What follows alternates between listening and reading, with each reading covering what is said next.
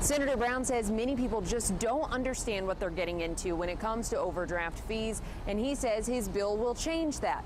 But not everyone thinks this is good for consumers. Each year, Americans pay billions of dollars in overdraft fees.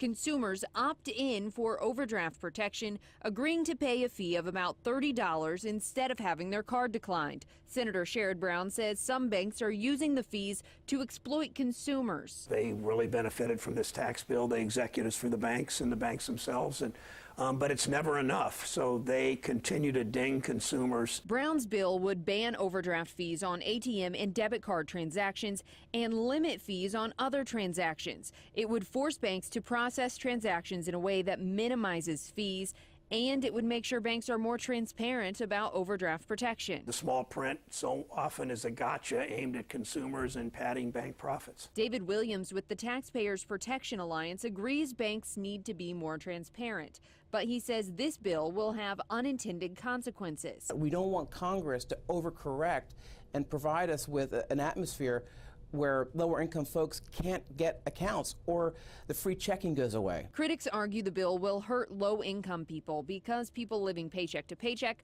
are often willing to pay an overdraft fee in order to cover urgent expenses. Basically borrowing the money for $35 to pay their rent. Williams says the bill won't hurt big banks. They'll figure out a way to make up for the lost fees, but community banks serving low-income or rural communities will suffer and potentially go out of business.